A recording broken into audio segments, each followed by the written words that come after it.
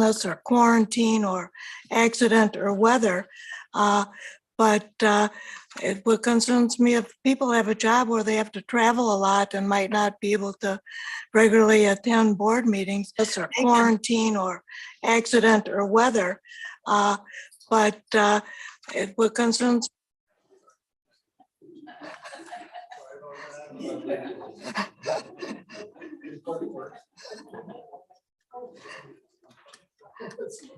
I can continue. I just think that if people, have to travel a lot for their jobs and the meetings are inconvenient and they find that they have to miss frequently, it's hard to have continuity when people can't meet face to face. And person-to-person communication is so much more effective because you can read the nonverbal signs and you get a sense of how people come together to have an opinion to vote.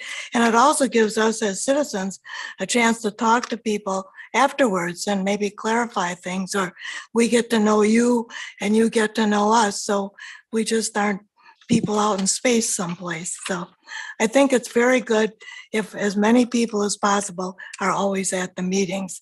And I don't know how you arrange the meeting times in the first place, but I'm hoping it's convenient to everybody's schedule. So keep coming so we can all see you. Okay, thank you. Linda Ashmore at 114 South Street, Waunakee.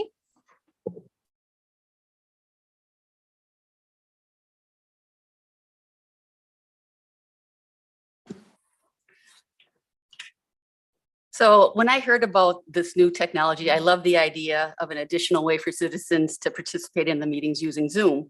But I am not keen on the idea of board and committee members using Zoom for participation. And there is a difference because citizens are just voicing their views. We don't have the power to legislate. We don't have the power to make recommendations. And that's what committee members and board and village board members do have the power for. When a board or a committee member agrees to serve, that means they are agreeing to show up at all meetings in person. That has been what's been done historically. Like Mary Ellen said, body language, facial expressions are really important. You kind of get a sense of if people are in agreement or not in agreement when you're talking about something. And it's really hard to read a room when you're not in the room. How do you determine quorum? Before COVID, being physically present was a requirement. And I don't know if that changed or not. That would probably be a legal question. I do think all board and plan commission members should be physically present for public hearings. Some examples are the roundabout and the T-well development. Those generated a lot of public interest. And I think that you should be physically present in the room for those kind of public hearings. There's issues with technology failures. I think probably everybody in this room has been on Zoom meetings where somebody cuts out, and it would be important if they're doing a vote and oops, we don't have your vote. So you just don't have that issue when you're in person. I was the only person in the audience at the CDA meeting when they were trying this out. And as an audience member, I found it a little bit disconcerting because I'm looking over here at this wonderful new setup, but I also had a Zoom person over here. And so your attention split. And so again, like Mary Ellen said, I really think it's important to have everybody in the room. If you've been on Zoom much, it's really sometimes hard to have the full attention as you're zooming in. I have a dog that's needy and I put up the doggy gate and I start talking on Zoom and it's like, I really need your attention right now. And so I have to go deal with them. There's just more distractions on Zoom. And I've listened to Zoom meetings where people are calling as they're driving in. That's really not safe.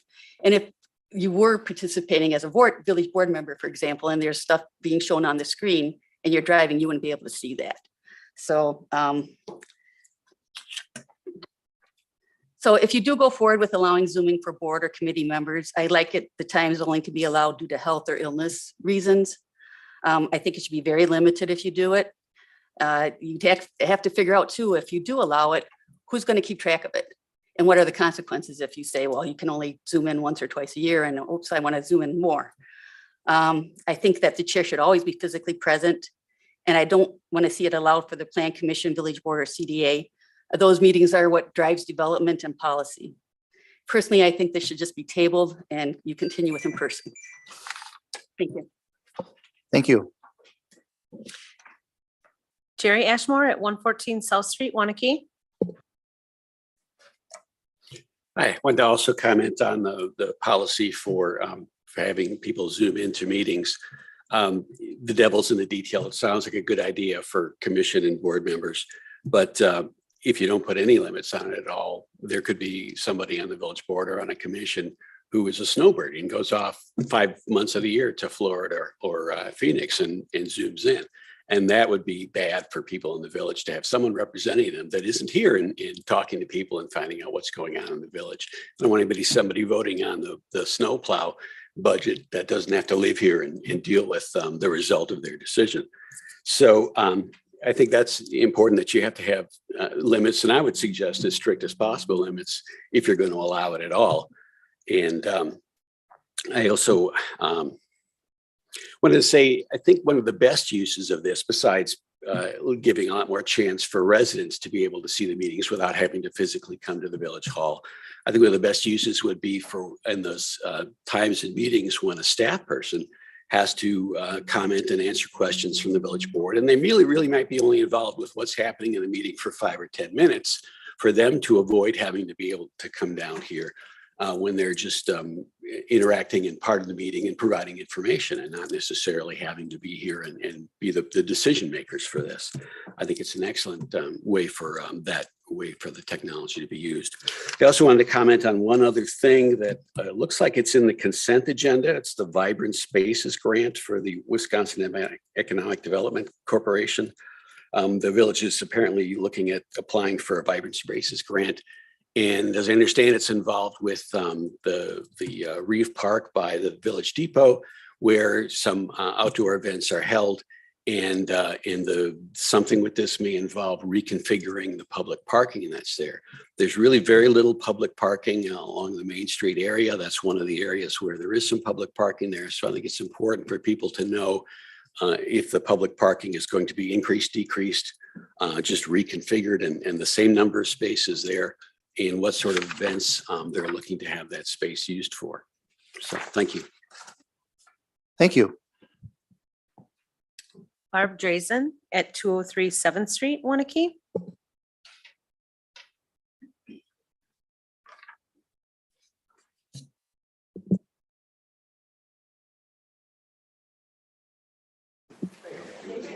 Oh, sorry. Okay. I am here because I want to comment too on attending that our board meeting or board people are in person.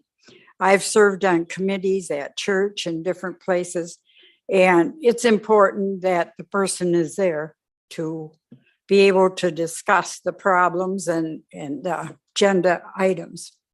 And I also agree with Jerry and Linda and Mary Ellen, thank you. I should know your name, my senior moment, that it is very important. And I feel that if you're going to serve on a board, you want to run for a board position, you should be present and be able to attend the meetings, or else, someone else can be appointed. I do a lot of volunteering, and I don't sign up if I know I can't make it, because then they have to juggle to find somebody to fill in, and it really makes it hard. So that's what my question is, that, they should be present at board meetings. It should not go Zoom. And one other thing, we're dealing with TDS again. And I know I called Chris about this a couple of years ago. We are charged $5.63 a month for video service. I cannot get the board meetings. I cannot get Zoom. So I don't know why I'm being charged that. TDS told me they charge everybody, but I can't believe that everybody is charged that is a TDS customer. So there you are with your Zoom. Thank you. Thank you. No further comment. Anybody else in the audience have a comment they'd like to make? Okay, seeing none, hearing none, we'll move on.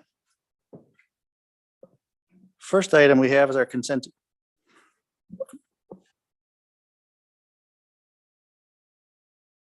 Just one comment, and I think we talked maybe in the past about this, but at least on the business items and maybe the consent agenda, if we knew what page number, like item 1 was and item 2, because sometimes you might have a 30-page supporting document. And it's hard to find that when the next item comes up, is that on page 54? Is that on page 86? So it's easier to find the initial page of that document. So as we discuss it up here, it's easier for us to go to those kind of pages. Just a thought. Are you asking, Gary, that we number the items on the agenda or that we announce the page number when we No, begin the just item? number under business items 1, it's page 13. and Okay, so Item 2 is 28 or whatever that page it starts right. on. we Because can. sometimes we you can want to look go back and make a motion. We need to know the page that recommended motion's on. It's just easier for us to find those things. Okay.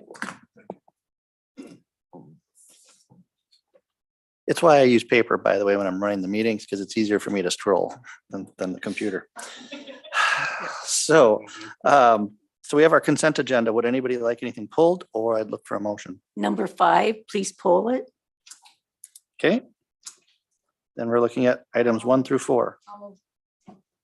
I'll move we approve items 1 through 4, the consent agenda. Second. Motion's been made and seconded. Any other comments? Call the question. All in favor, say aye. Aye. Opposed? Ayes have it. And as a reminder to all of our board members, Phil, hit your button to make sure it's green when we're saying our ayes. Thank you. All right, number 5, Nyla, you asked for it to be pulled. Go ahead. Okay, I just, would like some information. First of all, is it budgeted to do work at that park this coming year as far as the road, et cetera, et cetera?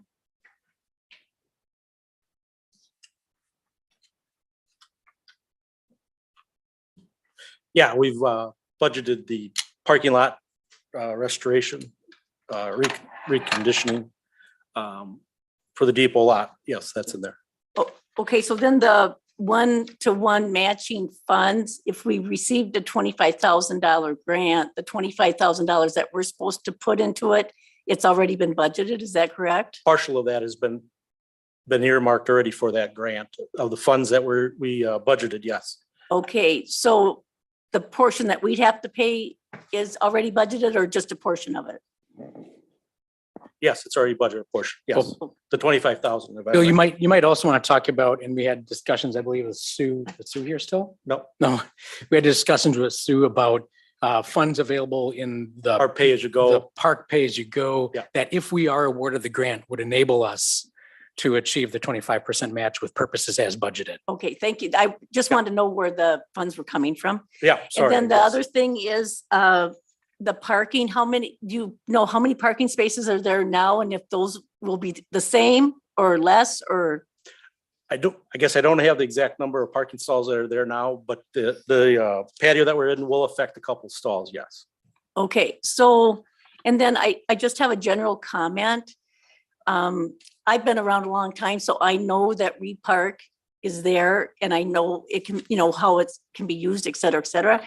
But I think we have an information, we need to get communication out there so more citizens know it's there. And, I don't know how to do that, but I don't even know if there's a sign out there that says Repark any place, but it would be nice if more people knew it was there so they could utilize it. Sure, we can discuss that at Parks Committee. Okay, thank you. Okay, then did you have a motion then? Yep.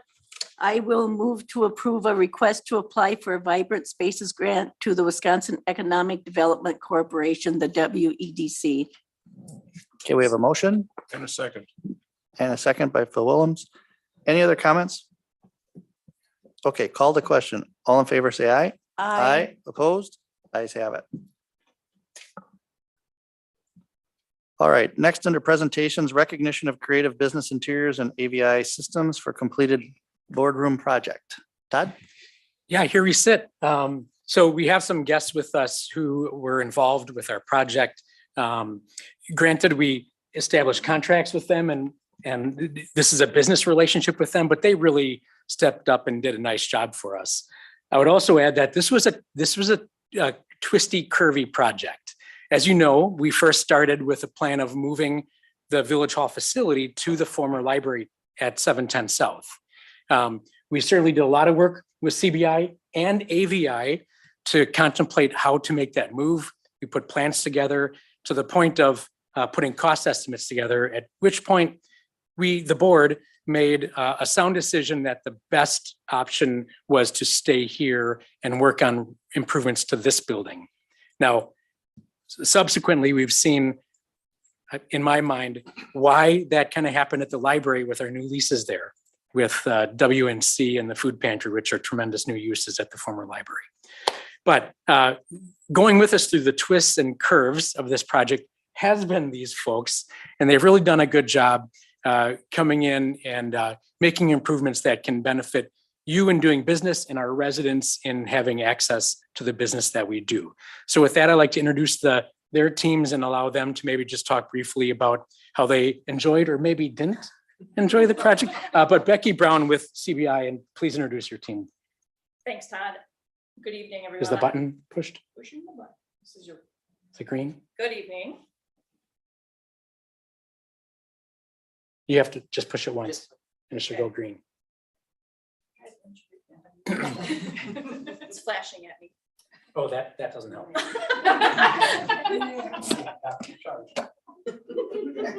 Try me one now. Should be good. Great, let's try this again. Good evening, everyone. I am Becky Brown with Creative Business Interiors.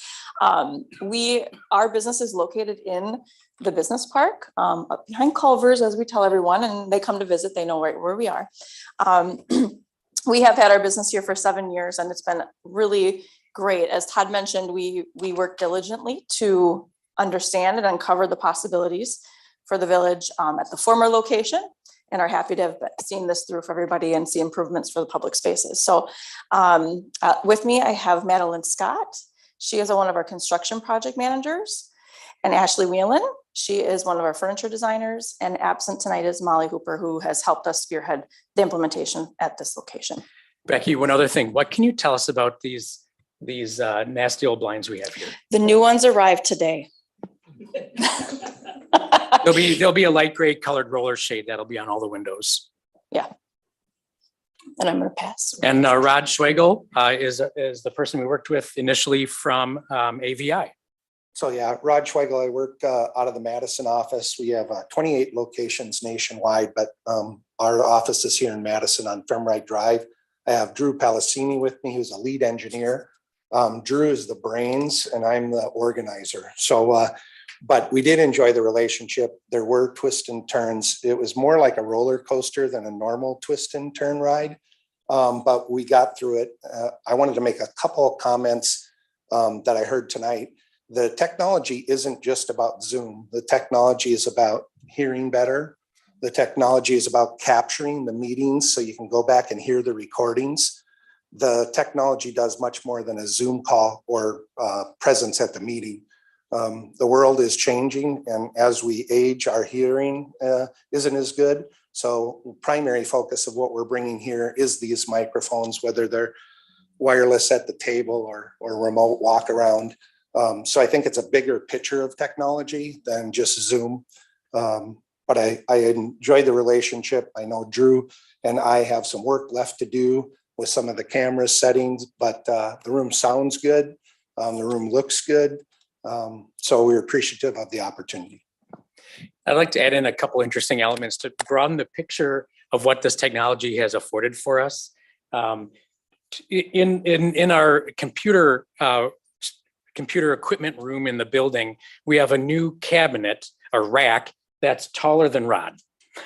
And it is loaded with tons of interesting equipment. One piece is a digital recorder. What that will be used for is during court. So we don't have stenographers. And if you had come to court a few years ago, you might have remembered we had literally a tape cassette player that we sat down and pushed the button, the door would pop up. So now we'll be able to use these input devices to record to a hard drive, which becomes our record of court proceedings. In addition, we've upgraded the conference meeting room downstairs, which can do a couple things for us now. One is if we have a large room here, or maybe we have people who aren't appearing on the agenda until later and there's a space issue, we can live simulcast our meeting to be broadcast in that lower conference room. That room then also doubles as a Zoom room for staff team meetings. So that technology has all been improved and available for us. So there's a lot of boxes that we checked with this project. And we're really glad to have joined with you to approve the project, the staff team to assemble it, and then these experts to make it happen. So thank you. Appreciate working with you. So I'll just say thank you to all of you for helping make our village a better place. You may have felt attacked. It wasn't any kind of an attack that was going on by the folks up here. It's just a decision that we have to make in regards to how we're going to do our meetings. So technology is great, and you absolutely are right. Technology has more than one reason that we did this, and it's going to be good for the community. So thank you. All right. I'll note, Chris, number 2 is being moved to our next board meeting. We're going to skip number 2 tonight, move it to next meeting. Okay. Then we have under business items, approved placement of library page position on hourly wage scale at grade H1. I think Jared and Eric will be taking. Yep. Okay. Thank you. So what you have before you this evening is a proposal to add the library page positions to our employee classification wage scale at grade H1. This is something that we've been talking about here at the staff level for quite some time now. And Eric can talk more about the impetus for the need for it, but really to summarize it, sorry, I lost my train of thought. This would really recognize kind of the integral role that they play in our library functions. If you don't know, the pages are, you might know them as like shelvers. So they restock the books within the facility. And they, if you look on, so this starts on page 31 of the packet. So if you look at page 34, that shows some data that Eric was able to pull together from a number of comparable public libraries. And you can see where things are at right now. We are way below the average wage for a library page position. In recognizing the importance of this role in the library's functions, and also just our need to be competitive, we are proposing that we move the library page position to grade H1 of the wage scale, which, as you can see there from the comparison, also would not only get them to an appropriate place on our scale, but also make us very competitive with the other public libraries that are in our area. If you go to page 33, that shows our wage scales. You get an idea of what the rest of it looks like for the hourly positions. So H1 being on the bottom of that page there, and then moving everyone to step 1. By doing that, there would be a financial impact because obviously we'd be increasing the existing wages, and that would be a result of $9,270 in wages and FICA withholdings for the remainder of the year. So with that, certainly happy to entertain any questions. Eric is also here to answer any questions you might have. I just want to reiterate that, these are our lowest paid employees, but they are critical. They restock our shelves. So if you were to put a book in the wrong place on a shelf, it's like you hide it forever. We don't know where it is. These are the only 12-month-a-year employees in the village that I'm aware of that are not on this wage scale. So I think they're a critical part of my team at the library, and I would like to give them all of the benefits of being a full member of a village team, where they'd be eligible for step increases, where we could give them goals and evaluate them So I thank Todd and Jared and Renee for working with me to bring this forward to you tonight. I'd add Eric, and you can clarify for me, but we noted on the memo that there was not a committee recommendation, but I believe your library board has made this request. In fact, perhaps almost a year ago at the library board level, they asked that you pursue this grade placement. Is that correct? Correct. It's been on our agenda for the last couple of years, and really with the recruitment and retention initiative that has been brought forward, this now is the time that we felt that it would be appropriate. And I will say that even though we're on the lower end of the Dane County Library wage scales, every community that I've talked to are kind of scrambling like we have been to try to retain the people that we get. So I thank you for your consideration tonight. Board members, comments, questions? Nyla? Okay, this is my perspective. I realize that many times they're 15 or 16-year-olds who start in these positions. But looking at, because I'm a childcare provider and I know what groceries cost, a loaf of bread, wheat bread, and a gallon of milk costs over $9. So how can we justify paying anyone the minimum wage or the wages that some of our employees get? I just really have to question it. And at the same time, if a position is created so that we have an employee doing work that is worth us creating the position for, then why aren't reviews and possible raises being done? I guess this situation has raised a lot of questions in my mind, not just pertaining to this position.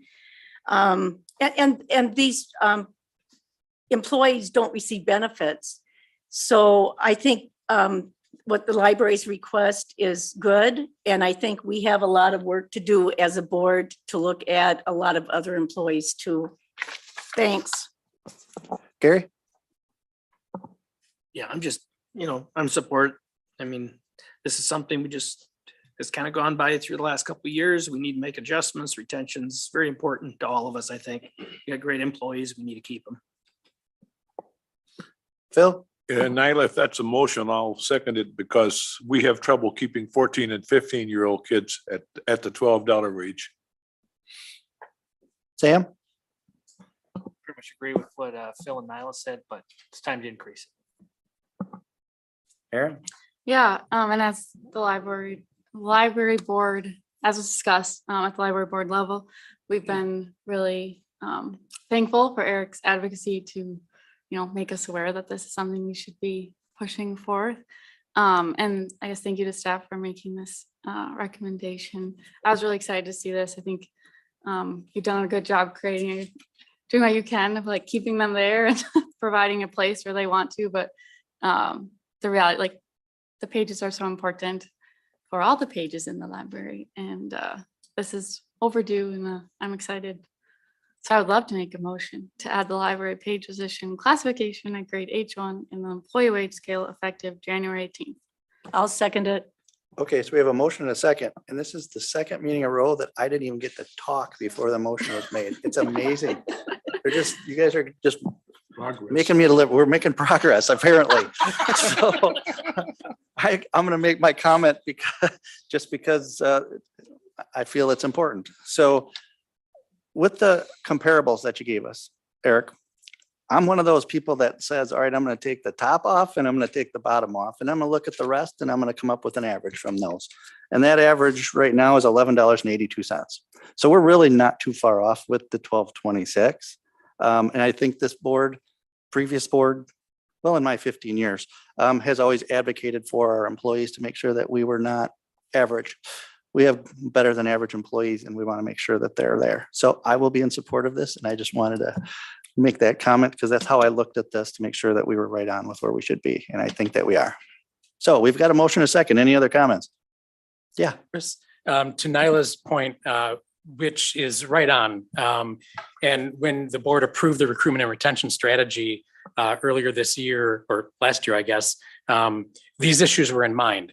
The reason this one's unique in coming to you is that to place a position on the pay scale that isn't currently wasn't an opportunity ability you placed on the administrators for administrative authority. So that's why you're talking about that. But what I do want you to know is sitting in the audience is Adam Kreitzman, our police chief, and we've already made an adjustment to an entry-level staff person in his department under the authority granted to the administrator. Bill Frederick, our public works director, and I are speaking with a staff member in his department to make some specific changes to address retention in a critical area. And if Sue McData was here, she'd tell you that Jared and I are also talking about entry positions in her department currently under the recruitment and retention strategy. So I thank the board for affording that opportunity, and this is a priority, Nyla, and I'm glad you appreciate that you're there with us. Okay, I'm going to call the question. All in favor, say aye. Aye. Opposed? Ayes have it. Thanks, Eric, for being here tonight. Appreciate it. Next, we have discuss and take action on upper level remodel and phase 2 design proposal with CBI for 710 South Street. I get a two for one with Becky tonight. Thanks for being here and sticking around. So we're starting to get used to this process of how these contracts work, but we have a test fit. So my memo is at page 35, and then the test fit design for the upper level of 710 South is on page 37, it looks like.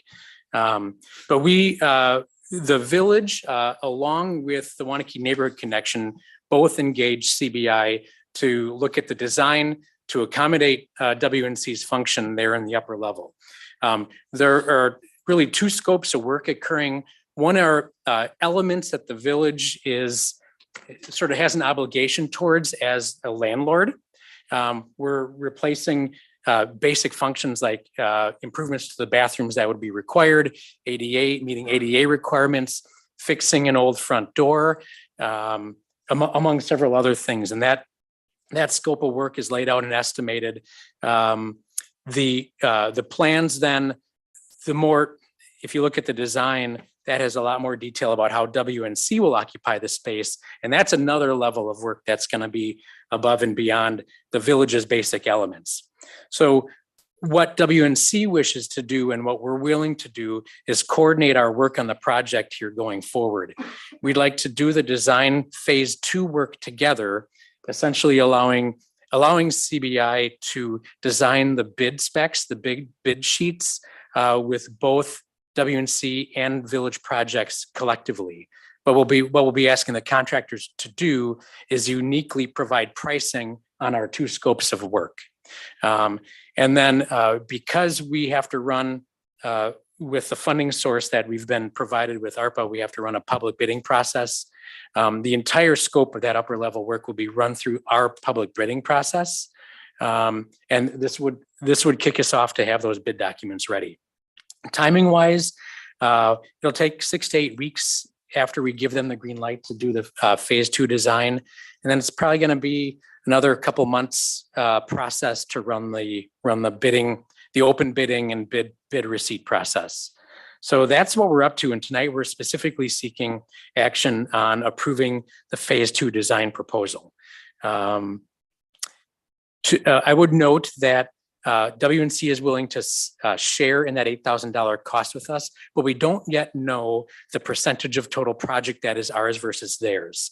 So the approach we would take is when we see the final bids come in, we will take the proportion of their share of the contract and they will reimburse us that proportional share of the $8,000 for the phase 2 work. Does that make sense? Can I answer other questions? Gary, any questions? Yeah, I guess, I think the design, when I look at it, and, a number of us who helped build the original one, I just know how much stuff WNC had. I mean, they had a full basement that was packed to the ceiling with clothes and blankets and coffee makers and everything they do. And they had 4 or 5 rooms upstairs packed with clothes. So my concern is there enough, and maybe they've changed the way they're doing business. I just want to make sure there's enough room for the things they have that they're trying to, so people can actually see what they have and move things out of there. Have no Yeah, storage. maybe, I don't know if you want to talk about the process you've undertaken with WNC.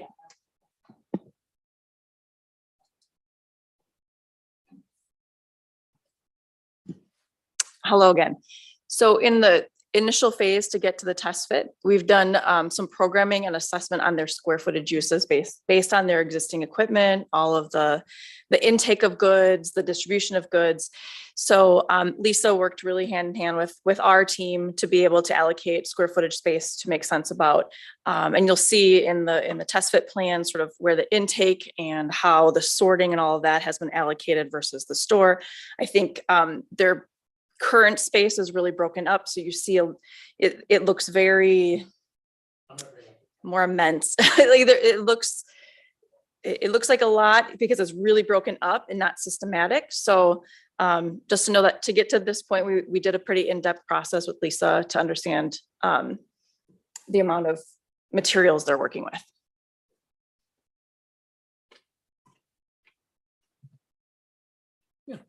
So I've provided a set of plans up here. I know this was not the first rendition that you went through as well. There were several takes to get to the point. The WNC also had a committee made up of both board members as well as volunteers at WNC to review the plans and be a part of the discussion with CBI.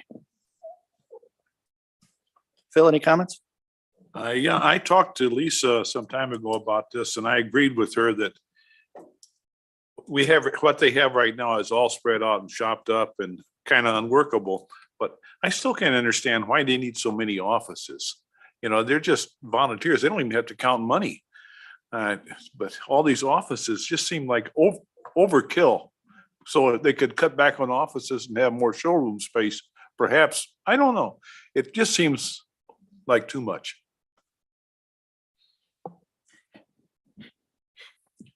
Okay, Sam? Lisa's okay with it. I'm okay with it. She knows their organization well and their needs better than I do. So. Aaron? Yeah, I'm excited. We found a good use for the old library. I just noticed on the quote that it expired on December 17th. I'm assuming the month was just standard, but I just wanted to make sure we're good with that. before. Becky, are we good with that? We are, we'll reprint with an update. The agenda item moved from last month over, so. It's okay. I just wanted to make sure we were like good on that, but no, I'm excited about the space. Thank you for the work. Nyla? I'm excited about getting to this point and also to perhaps answer one of your questions, Phil. I think it'll, even if it is a little bit more office space than they may need now, it will give them room to grow and expand, which would be a good thing too. And the other thing is, I also think they meet with clients and that has to be private, just to try to, just from the little bit I know.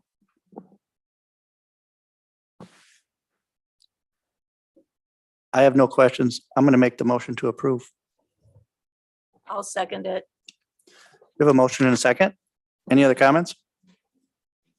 Call the question. All in favor, say aye. Aye. Opposed? Ayes have it. Thank you for staying and doing double duty.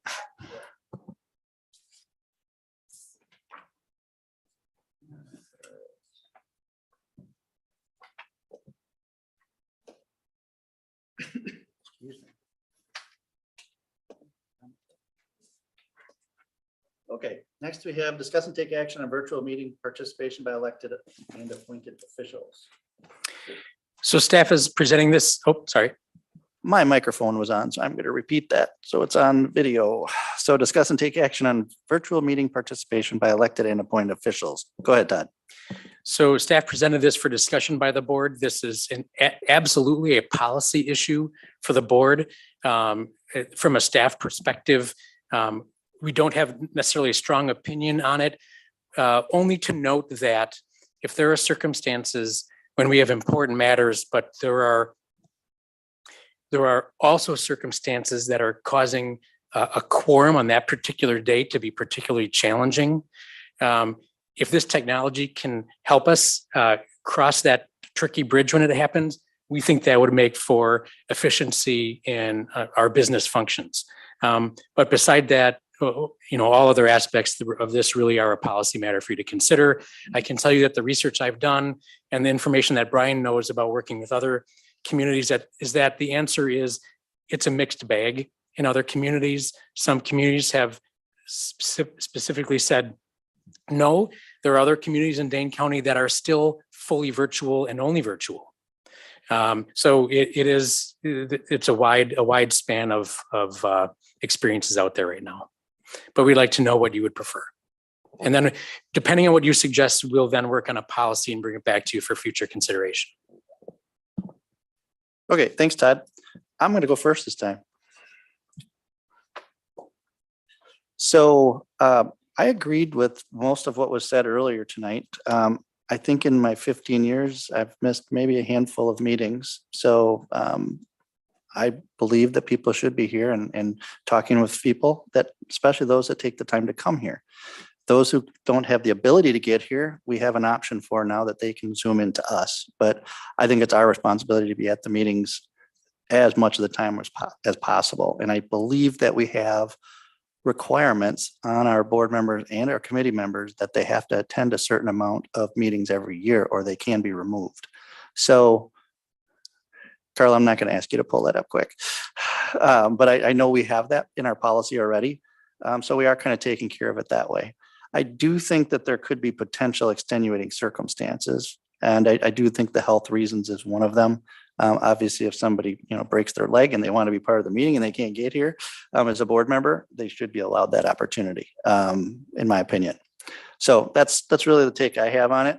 All of you can, and I'm going to be out of here in a couple of months, so it's really going to be those who are going to be here that are going to be dealing with this more than me. But Sam, go ahead. Well, I don't think Zoom should be used as a matter of a means of convenience. It should only be used, as you stated, in cases of illness for the most part. There's a reason why the House of Representatives just did away with proxy voting, because we get more done when we're all sitting here in this room. So.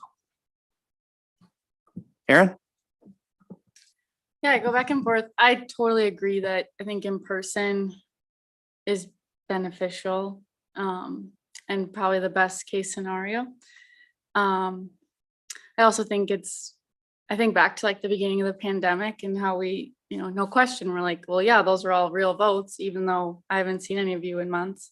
And those were, very important things. And even when it felt or it's still in the pandemic, but when it felt like, oh, we can all be back together, but it was like, we knew it wasn't safe yet. Like the reality that, maybe someone, like, we don't know what the future is. Like, I don't want to limit us too much where then we're, things are, we're now, forgetting what it was like to be around 2 years ago. I think people miss either way. Like, yeah, there are, I've missed things and other people miss things. And I think it's just like any organization, right? Like there's a line, but some of the reasons we miss are some of the reasons we make great board members, because we're involved in other parts of the community or that thing. So I guess I go back and forth. I guess I'm glad we're not making a decision tonight, because I don't really know how I feel, but I like the flexibility that, yeah, if we had something important and then there's a snowstorm and we needed, on a Thursday night to make a decision, we could have a meeting. And those that couldn't get here because it wasn't safe. But I also think that the reality is that the best is ideally if we're all here. So I don't know. Okay, thank you. Phil? In person, yes, only, with one little exception. Several months ago, when Joel Zitzelberger scheduled his vacation, he didn't know what was on the agenda. Now he's on vacation. If he feels very strongly about an item on the agenda, I think he should be allowed to Zoom in to participate on that item. But other than that, mostly everything should be in person. Gary? Yeah, I think I was talking to Mary Ellen at the Village Center about a week ago or so, and I told her, I said, the main reason I'm not running for board this coming year is I made a decision like a year ago that we were going to travel more, my wife and I, and if I'm going to be committed to the village board, I think in the 20-some years I've been on this thing, and I think I had a knee replacement and I missed a meeting or so, but I think that's part of being on the village board. You're here. I mean, this technology is great, but I think it's great for the citizens. I think it's excellent for if we have presenters that maybe can't be at the meeting, but they can present remotely. I think it's a great tool to use, but we invested in this technology for the citizens, not for the convenience of the board. So I think when you commit to be on the board, you know what you're getting into. And if you're going to represent the people, you ought to be here. Nyla? I'm in agreement with Phil and Gary and what Aaron, Chris, and Sam has said. When a person decides to run for the board or seek an appointment on a board or even the committees, I see it as making those meetings a priority.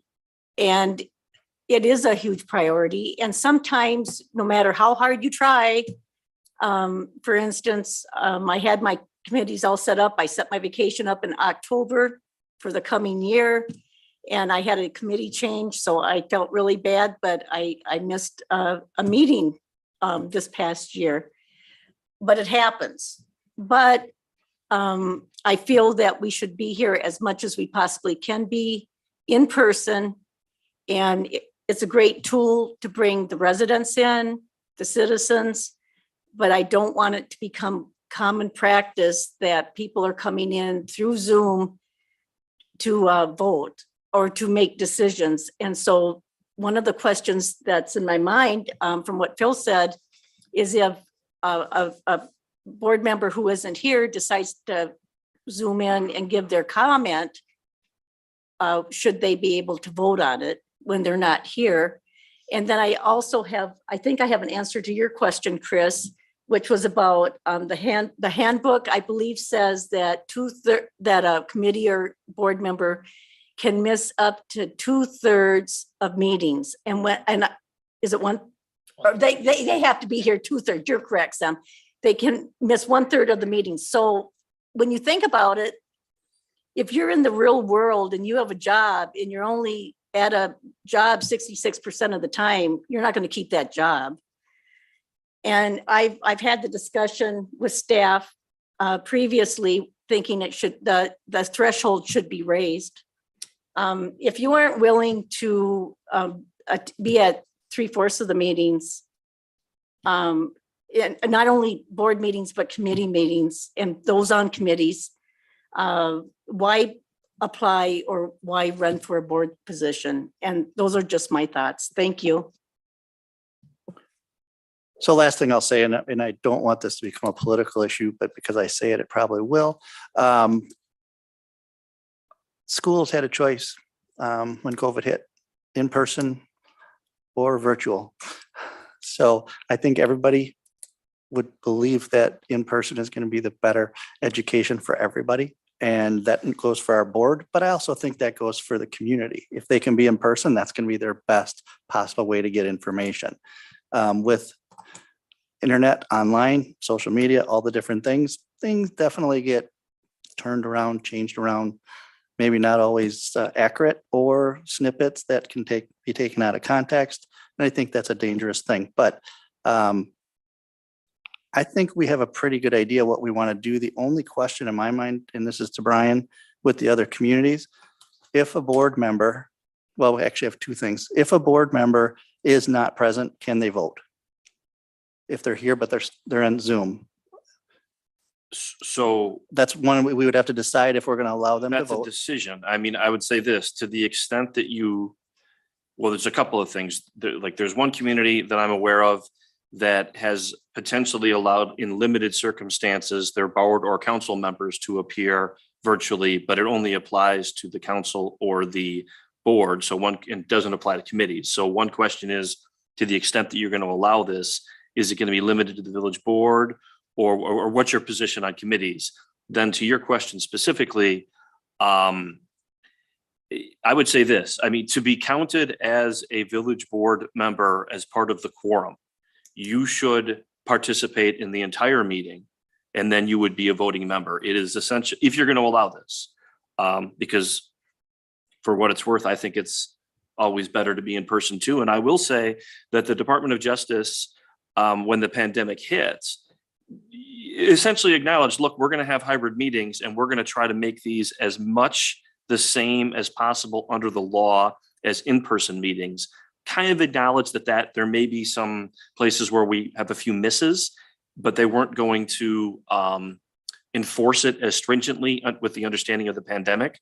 Now that the pandemic is over for all intent and purposes, you know, to the extent that there are going to be hybrid meetings, I think that the DOJ is going to pay a little bit more attention to how you run those meetings, and making sure that members of the public, if you do have people participating hybridly, it's not just the board members that have to be able to hear what the other member says. The members of the public have to hear exactly what's being said also. So if you're going to allow it, my recommendation would be, yes, they would vote, but they have to participate in the entire meeting. Okay, and then you kind of started down a little bit where I was going. So we have many committees and commissions that don't take place in this room and don't probably have the capabilities. Maybe we do, and I'm not aware of it, that's coming. But I just think of our Parks Committee is at the Village Center. They meet in a room. Is that going to be videoed? Is it going to be, do we have the capabilities? And I do know that they meet off-site at times too in the different parks where those are going on. So I don't know how we could do that with our committees. And I'm pretty opposed, I guess, to the committees portion of this, for sure, not being present, that they need to be present.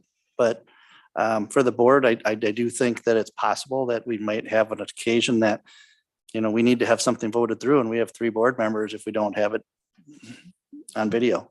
Whether it's a couple are sick, couple are on vacation, it just could happen. And that's what I'm thinking right now. So. Well, so I've heard 3 instances right now where potentially you would allow people to participate hybridly. Illness, vacation, but those are really related specific to the individual.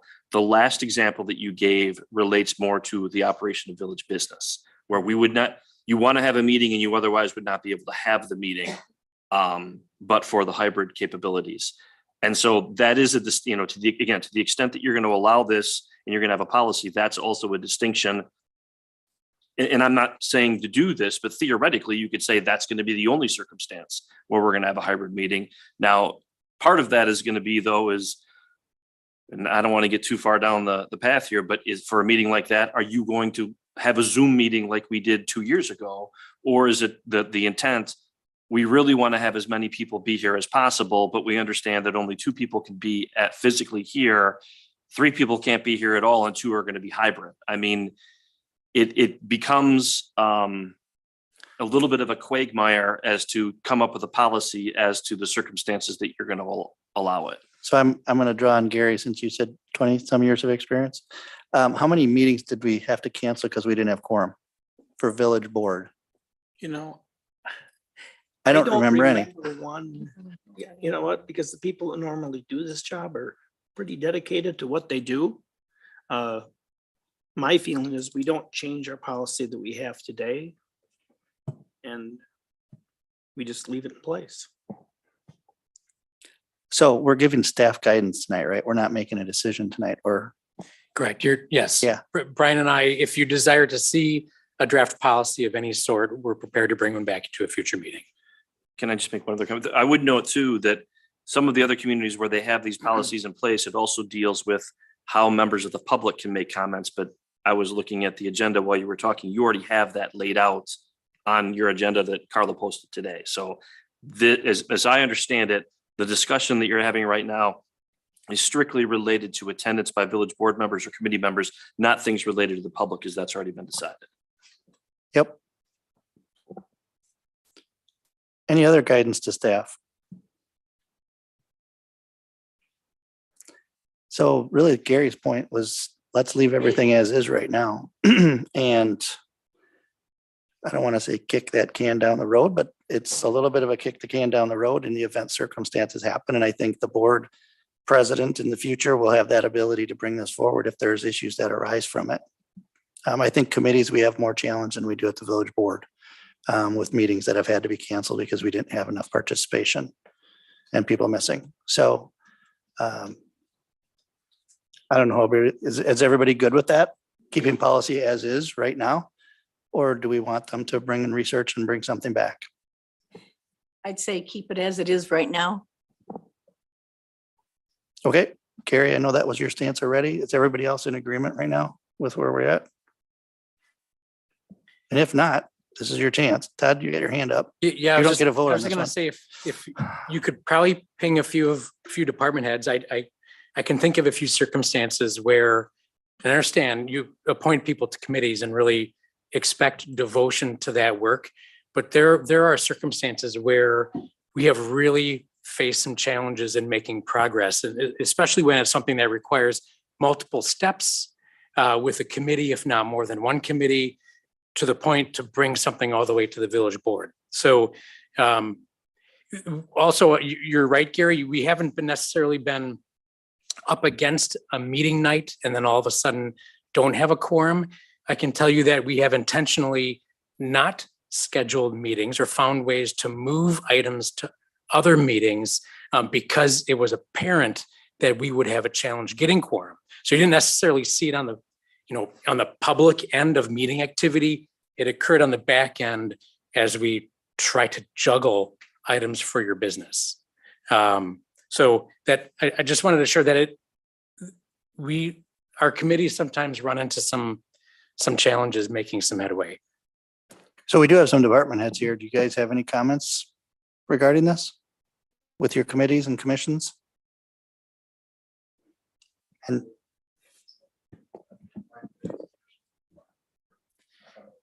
I think Sue's the latest example that had been tricky with trying to move the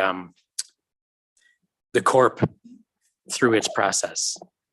Though that was mainly in that case because of Westport. Our people were showing up for those court plan meetings. not that we're saying Westport is bad in any way, shape or form. No,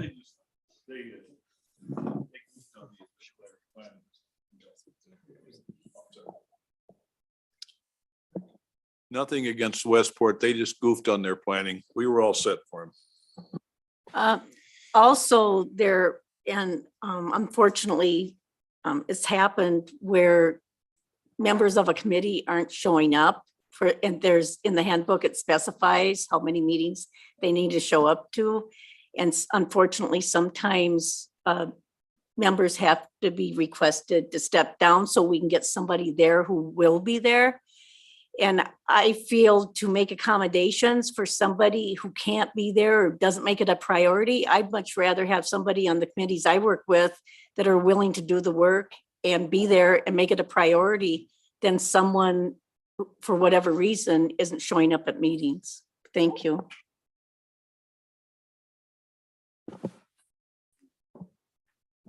I don't think this will be back on your agenda next week or next month. Okay, thanks, everybody.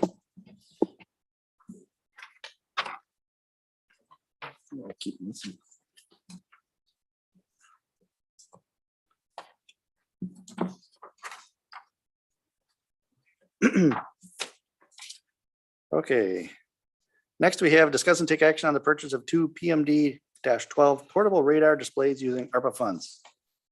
Adam. Well, Bill has elected me speaker for this agenda item, so thank you, Bill, for believing in me. So before you is a proposal for 2 portable radar display signs. So these are very similar to what you see when you come into the village on South Century and Main Street. The only difference would be that these can be moved by any one of our staff very easily. So the reason that this is brought before you, and it's best probably explained via an example, speeding tends to be one of the most complained about types of traffic complaints that we receive in the police department. Sometimes it has to do with lowering a speed limit sign or a speed limit in an area or adding a stop sign. Bill's department and my department, Bill probably receives them too. We work very closely together But a lot of times that involves collecting quite a bit of data. And the only way to do that right now is to assign police officers to areas and say, okay, go here at this time, try to park inconspicuously so people don't see you. Tell me how many vehicles went through there, what the speed was, what was the average, what was the highest, lowest, how many tickets you wrote. If we have a high call volume at that time or over a week period where we're running pretty crazy, they may not get there, and then we're expanding it. So there's a lot that goes into that, a lot of man hours. This purchase, this equipment would do a number of different things. Number one, from an educational standpoint, it would have the flashing sign warning people to say, hey, slow down, you're going too fast.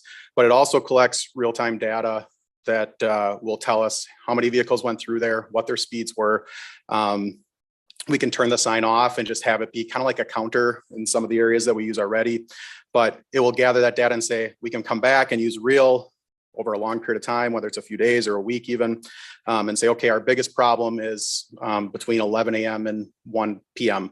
And we can really focus our efforts on those times. So it really cuts out a lot of the data collecting and a lot of that kind of middle ground where we're spending quite a bit of man hours to collect that data. It's going to provide us better. A lot of times when we report back and we say, hey, we spent 15 hours collecting data in this area, it's like, well, yeah, we saw a lot of squad cars there. This isn't going to replace that. We're still going to be patrolling in those areas. We're still going to provide extra patrol in those areas, but it takes that equation out of it because, they'll see the signs, they might recognize that and slow down, but ultimately the data is still being collected and we're using that to make better informed decisions when it comes time to our two departments to decide whether or not speed limits should be lowered and where they should be set or if there's really a problem. I know a lot of times people say, oh, their cars are doing 50 miles an hour here. And then when you sit there, we don't have any that go over 25 miles an hour. It's just, that's part of the training that the average person may not receive.